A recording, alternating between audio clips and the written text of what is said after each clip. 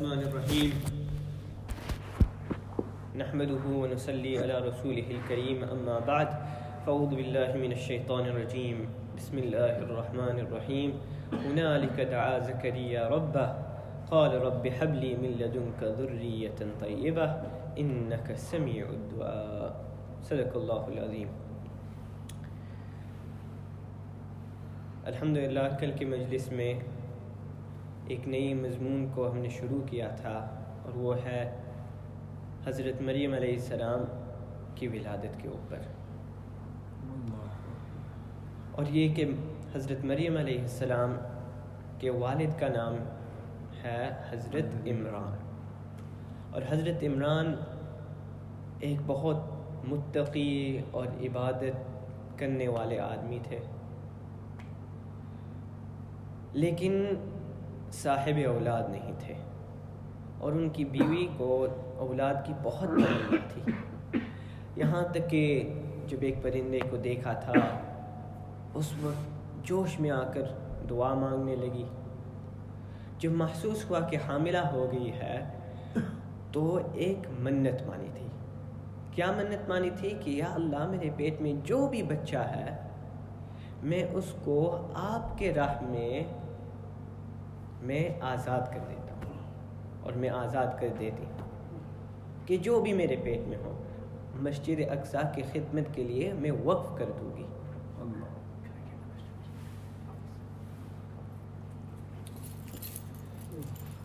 تو میں وقف کر دوں گی،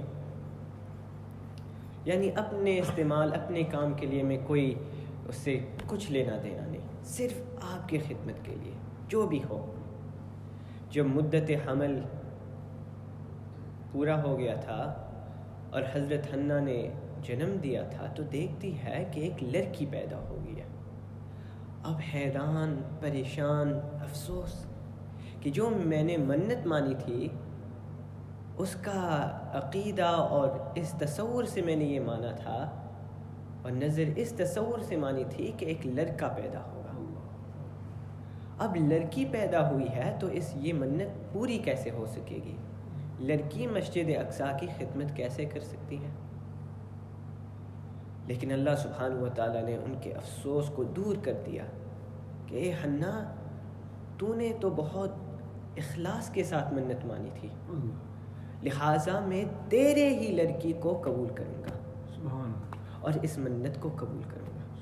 فَتَقَبَّلَهَا رَبُّهَا بِقَبُولٍ حَسَنٍ، کہ حضرت مریم کے پروردگار نے ان کو اچھی طرح قبول کر دیا، اور پھر ان کی نشو و نما کو بھی اچھی طرح کیا، اچھی طرح ان کو پالا تھا اور بڑھا کیا تھا، یہاں تک کہ جب مریم علیہ السلام کچھ بڑی ہوئی تو اب یہ مسئلہ پیدا ہو گیا، کیونکہ لڑکی ہے ان کی کفالت کرنے کی ضرورت ہے، تو ان کی کفالت کون کرے گا؟ اور ہر ایک چاہتا تھا کہ ان کی کفالت کرے، کیونکہ ان کے والد صاحب جیسے ہم نے کہا ایک بہت معروف اور مشہور آدمی تھے اور امام بھی تھے ان کے، تو ہر ایک سمجھتا تھا کہ اس لڑکی کو پالنا یہ ہمارے لیے بہت بڑی شرف کی بات ہوگی۔ اور جیسے کہ میں نے بتایا کہ ان لوگوں میں سے ایک کون تھے جنہوں نے خواہش ظاہر کی؟ جی، حضرت زکریا علیہ السلام، جو اللہ کے پیغمبر ہے، اور جیسے کہ کہا گیا ہے کہ ان کی جو بیوی ہے وہ حضرت مریم کی خالہ بنتی ہے، تو اسی وجہ سے وہ حقدار بنتے تھے، اور انہوں نے یہ پیش کیا کہ میں حقدار ہوں، ان کی خالہ میری نکاح میں ہے۔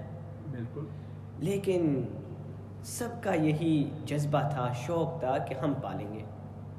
چنانچہ اس زمانے کے مطابق اگر کچھ لڑائی ہوتی، کچھ ہوتا، تو وہ کیا کرتے کہ فال نکالتے اور قرعہ نکالتے۔ قرعہ اور فال یعنی مثال کے طور پر ہمارے زبان میں اس طرح ہوتا ہے کہ نام لکھو، ٹوپی میں رکھو اور پھر نام نکالو، اور جس کا نام بھی نکلے وہ اس کا حقدار ہوگا۔ یہ اس وقت سے رواج ہے، اس قصے میں بھی ہم دیکھتے ہیں، اسی طرح ہم یونس علیہ السلام کے قصے میں بھی دیکھتے ہیں کہ جب یونس علیہ السلام اپنے قوم کو دعوت دے رہے تھے کہ قبول کر لو، ایک اللہ کو مان لو، لیکن وہ لوگ اپنے بتوں کی عبادت میں مشغول رہیں، گنگے رہیں، بہرے رہیں، دعوت کو قبول نہیں کیا۔ یونس علیہ السلام ڈرانے لگے کہ اللہ سبحانہ و تعالیٰ ان قریب ایک عذاب بھیجیں گے۔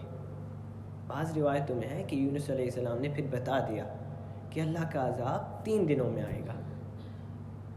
تو پھر بھی لوگ اپنے غفلت میں رہیں، انکار کیا، یونس علیہ السلام کو جھٹلایا۔ یونس علیہ السلام اپنی قوم سے مایوس ہو گئے کہ اب یہ لوگ ایمان لانے والے نہیں ہیں اور اللہ کا عذاب بھی آنے والا ہے۔ تو یونس علیہ السلام اس بستی سے نکل گئے۔ اب کیا ہوا کہ جیسے کہ وعدہ کیا گیا تھا کہ اللہ کا عذاب آنے والا ہے، تو کچھ دنوں کے بعد وہ دیکھتے ہیں کہ ان پر تاریکی چھا گئی ہے اور آسمان سرخ جیسا ہے اور اس سے سخت گرمی آ رہی ہے۔ تو اب بستی اور یونس علیہ السلام کی قوم سمجھ گئی کہ یہ اللہ سبحانہ و تعالیٰ کے عذاب کی کچھ شروعات ہے، کچھ علامتیں ہیں۔ عین عذاب یہ نہیں تھا بلکہ صرف علامتیں تھے، اور علامتیں تھیں کہ یہ اللہ کا عذاب ہے اور اللہ کا عذاب ابھی نازل ہونے والا ہے۔ تو وہ سمجھ گئے، تو چنانچہ انہوں نے رجوع کیا اللہ رب العزت کی طرف، اور وہ توبہ کرنے لگے، معافی مانگنے لگے، اور اللہ سبحانہ و تعالیٰ نے ان کا ایمان لانا قبول کیا اور ان کی توبہ کو قبول کیا۔ چنانچہ اللہ سبحانہ و تعالیٰ قرآن کریم میں کہتے ہیں فَلَوْلَا كَانَتْ قَرْيَةٌ آمَنَتْ فَنَفَعَهَا إِيمَانُهَا إِلَّا قَوْمَ یونس، کہ کوئی بستی نہیں ہوئی جس نے ایمان لائی کہ اس کے ایمان لانے نے نفع دیا، کوئی بستی نہیں ہوئی سوائے یونس علیہ السلام کی قوم کی، کہ جب وہ ایمان لائے تو کشفنا عنہم الخزي فی الحیات الدنیا، کہ جب وہ ایمان لائے تو ہم نے ان سے رسوائی کو دور کر دیا تھا۔ تو اس کے مقابلے میں جو بھی امتیں گزرے ہیں، جب وہ عذاب کو دیکھتے ہیں اس وقت وہ رجوع کرتے ہیں، لیکن اللہ سبحانہ و تعالیٰ ان کے توبہ کو قبول نہیں کرتے۔ مثلا فرعون، کہ جب اس نے دیکھا کہ اب میں ہلاک ہونے والا ہوں، اب اللہ کا عذاب آ چکا ہے، تو فرعون نے کیا کہا؟ لا الہ الا الذی آمنت بہ بنو اسرائیل وانا من المسلمین، کہ میں ایمان لے آیا ہوں۔ فرعون نے کہا کہ میں ایمان لا چکا ہوں کہ کوئی معبود نہیں ہے سوائے وہ اللہ جس پر بنو اسرائیل ایمان لائے، اور میں بھی تابعدار اور میں بھی مسلمان ہو جاتا ہوں۔ لیکن اس کا ایمان لانا بالکل اس کو نفع نہیں دیا، کیونکہ وہ عذاب اس کے سامنے ہے، اور ایک دفعہ جب عذاب سامنے آ جاتا ہے تو اس وقت ایمان لانا یہ نفع نہیں دیتا۔ لیکن یونس علیہ السلام کی قوم نے وہ عین عذاب کو نہیں دیکھا، بلکہ وہ کچھ علامتیں دیکھ رہے تھے۔ چنانچہ جب انہوں نے رجوع کیا، توبہ کیا، تو اللہ سبحانہ و تعالیٰ نے ان کے توبہ کو قبول کر دیا۔ تو یونس علیہ السلام تو جا چکے تھے اس بستی سے، اور ایک کشتی پر سوار ہو گئے۔ کشتی پر سوار ہوتے ہیں اور اچانک کشتی درمیان میں رک جاتا ہے، سمندر کے درمیان میں رک جاتا ہے۔ اور اس زمانے میں یہ رواج تھا کہ اگر کشتی رک جائے تو اس کا مطلب یہ ہے کہ ہمارے کشتی میں ایک ایسا آدمی ہے، ایک ایسا غلام ہے جو اپنے آقا سے بھاگ گیا ہے، ایک غلام ہے جو اپنے آقا سے بھاگ گیا ہے۔ اور اسی طرح ان کے رواج میں یہ تھا کہ اس آدمی کو معلوم کرنے کے لیے قرعہ ڈالو، لہٰذا تمام لوگوں نے قرعہ ڈالا تھا، اور جب نام نکالا گیا تو کس کا نام نکلا؟ یونس علیہ السلام کا نام نکلا۔ وہ لوگ جانتے تھے کہ یونس علیہ السلام بہت بڑے آدمی ہے، تو انہوں نے انکار کیا۔ یعنی جب نام نکلا تو اس کا مطلب یہ ہے کہ یونس علیہ السلام کو سمندر میں پھینک دو، ان کو پھینکنے سے پھر سمندر میں ہم چل سکیں گے، اس وقت کشتی چلے گی۔ ان کے پھینکنے سے پہلے یہ کشتی آگے نہیں چلے گی. لیکن وہ تو جانتے تھے کہ یونس علیہ السلام بہت بڑے بزرگ ہے، تو یہ کس طرح ہو سکتا ہے. دوبارہ قرآن ڈالا، دوبارہ یونس علیہ السلام کا نام نکلا. تیسری مرتبہ یونس علیہ السلام کا نام نکلا. اب یونس علیہ السلام سمجھ گئے کہ وہ غلام ہے جو اپنے آقا اللہ رب العزت سے بھاگے ہیں. اللہ اکبر. تو یونس علیہ السلام اس کشتی سے انہوں نے جمپ مارا، وہ کودے سمندر میں، اور پھر واقعہ تو جیسے کہ آپ کو معلوم ہے کہ یونس علیہ السلام کو مچھلی نے لقمہ بنا دیا الی آخر القصہ. تو بتانا تھا کہ اس وقت بھی انہوں نے قرآ ڈالا تھا. اور اسی طرح یعنی کچھ ایسی چیزیں ہوتی ہیں کہ ما قبل کی شریعت میں تو جائز ہے لیکن ہمارے شریعت میں جائز نہیں. مثلا کسی آدمی کے سامنے سجدہ کرنا، کہ ہم دیکھتے ہیں یوسف علیہ السلام اور ان کے بھائیوں کے قصوں میں کہ یوسف علیہ السلام کے بھائی اور ان کے ماں باپ نے یوسف علیہ السلام کے سامنے سجدہ کیا تھا. انہوں نے جو خواب دیکھا تھا اس خواب کے مطابق بالکل وہی ہوا تھا کئی سالوں کے بعد. لیکن ہمارے شریعت میں کسی کے سامنے سجدہ کرنا بطور عزت کے، بطور رسپیکٹ کے، بطور جیسے ہم سلام کرتے ہیں، یہ ہمارے شریعت میں جائز نہیں ہے. کسی کے سامنے ہم سجدہ نہیں کر سکتے. لیکن قرآ یہ اس شریعت میں بھی جائز تھی اور اسی طرح ہمارے شریعت میں بھی جائز ہے. اور آپ صلی اللہ علیہ وسلم حدیث شریف، صحیح حدیث شریفوں میں مروی ہے کہ آپ صلی اللہ علیہ وسلم بھی قرآ ڈالتے تھے. کہ جب آپ صلی اللہ علیہ وسلم کسی سفر پر جاتے اور آپ صلی اللہ علیہ وسلم کی کافی ازواج مطہرات تھی، تو یہ ڈیسائیڈ کرنے کے لیے کہ آپ کی ازواج میں سے کون آپ کے ساتھ سفر پر جائے گا، تو آپ صلی اللہ علیہ وسلم کیا کرتے تھے؟ قرآ ڈالتے تھے. تمام ازواج مطہرات کا نام لکھتے، اپنے گود میں یا ایک برتن میں ان تمام ناموں کو رکھتے اور پھر نکالتے، اور جس کا بھی نام نکلتا وہ آپ صلی اللہ علیہ وسلم کے ساتھ سفر پر جاتا. تو قرآ اس زمانے میں بھی جائز اور اسی طرح اس زمانے میں بھی جائز. لہٰذا ہم بھی استعمال کر سکتے ہیں اگر کوئی معاملہ اس طرح کا پیش آئے کہ کل دعوت پر اشرف صاحب پیسے دیں گے یا شبیر صاحب پیسے دیں گے، تو قرآن نکال لے اور پھر فیصلہ کر لے کہ مجھے المائدہ کی دعوت کون کھلائے گا. تو چنانچہ قرآن ڈالنا یہ ثابت ہے، اس طرح کر سکتے ہیں. اب میں ان لوگوں کے اوپر چھوڑ دوں گا. بہرحال تو ہماری بات ہو رہی تھی زکریا علیہ السلام سے کہ جب یہ ان کا آپس میں جھگڑا ہوا اور ان کے دین میں، ان کے رواج میں بھی یہ تھا کہ قرآ ڈالیں، تو قرآ ڈالا تھا. اور ان کا طریقہ یہ تھا، جیسے کہ میں نے کچھ طریقے بتائے تھے کہ نام لکھو اور پھر ٹوپی سے نکال دو. لیکن انہوں نے اس معاملے کو کس طرح طے کیا تھا کہ سب اپنے قلم لے لیں، کیونکہ وہ لوگ نیک لوگ تھے اور وہ تورات کو لکھتے تھے. تو ان کا طریقہ یہ تھا فال اور قرآ کے لیے کہ سب اپنے قلم لے لیں، اور اپنے قلم کو لے لے، اپنے قلم پر نام لکھ لے، اپنا اپنا نام لکھ لے، اور پھر قلم کو سمندر میں ڈالنا ہے، نہر میں ڈالنا ہے. اور جس کا قلم سمندر پر تیرے گا، سمندر پر رہے گا اور ڈوبے گا نہیں، وہ حضرت مریم علیہ السلام کی کفالت کا حقدار بنے گا.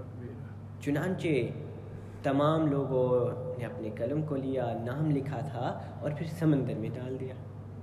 اب دیکھتے ہیں کہ صرف اور صرف زکریا علیہ السلام کا قلم سمندر پر تیرتا ہے، دوسرے تمام لوگوں کا جو قلم ہے وہ ڈوب گیا ہے.